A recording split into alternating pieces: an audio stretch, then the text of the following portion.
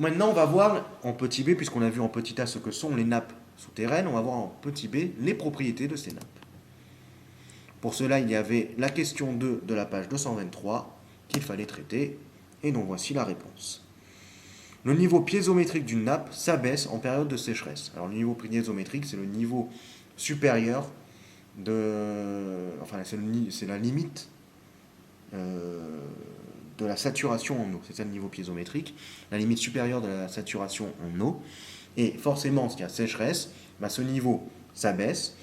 Et le modèle expérimental qui a été proposé dans les documents de cette page 223 permet de comprendre que si le toit de l'aquifère affleure au niveau du sol, et bien forcément, s'il affleure au niveau du sol, l'eau s'écoule.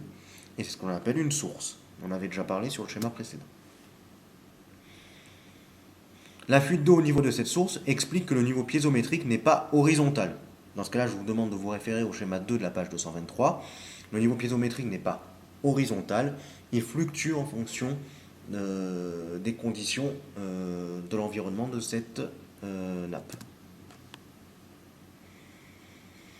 En petit c, on va voir comment l'homme arrive à puiser l'eau dans ces nappes souterraines. C'était un travail également d'analyse de documents, puisqu'il fallait répondre à la question 1 de la page 225. Donc la réponse est la suivante. La surface piézométrique est déprimée en forme de cône autour du point de pompage. C'est ce que les hydrogéologues nomment le cône d'appel. Alors la question c'était de savoir pourquoi est-ce qu'on parlait de cône d'appel au niveau d'un point de pompage.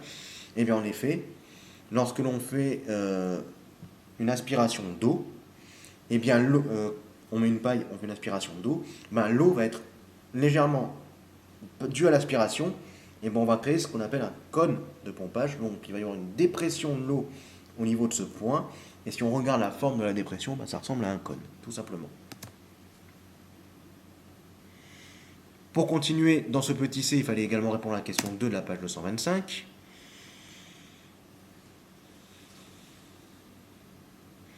Alors voici la réponse, c'est l'aspect prévisionnel de la courbe de vidange en fonction du niveau de la nappe d'eau souterraine de la Rochefoucauld au mois de juin, qui permet aux autorités de prendre éventuellement des mesures de restriction au cours de l'été.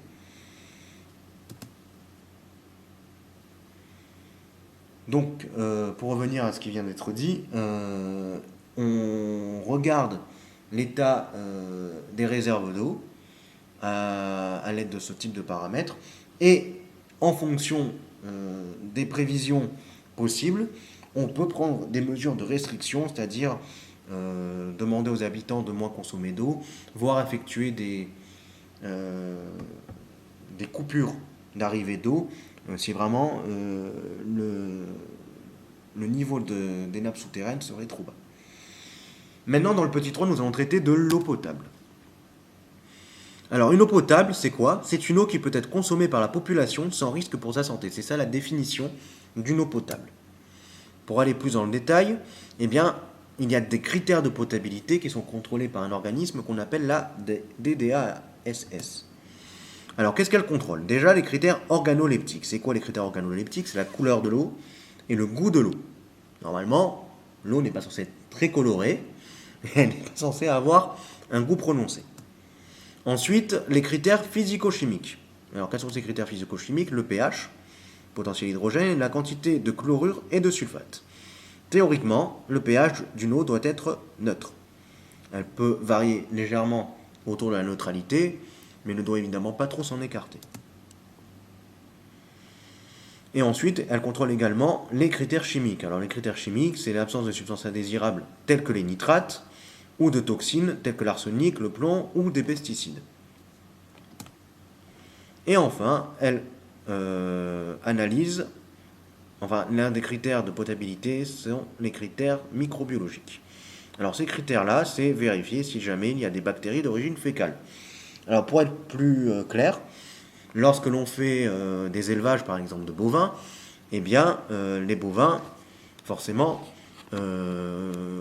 ont des rejets, des fécès, et ces fécès contiennent des bactéries d'origine intestinale, d'accord?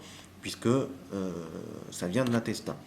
Et lorsque ce fécès est au contact du sol, lorsqu'il pleut par exemple ou quoi que ce soit, il peut y avoir une infiltration dans le sol, des bactéries d'origine fécale. Si jamais, évidemment, il y a des bactéries d'origine fécale dans l'eau, on ne peut pas la considérer comme très potable. Donc c'est un des critères de potabilité de la DDASS.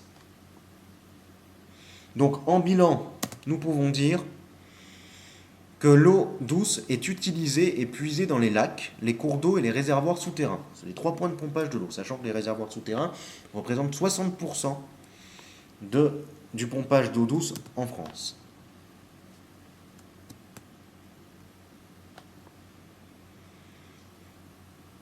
Ensuite, cette eau peut être stockée temporairement dans des réservoirs superficiels, tels que les lacs, les rivières,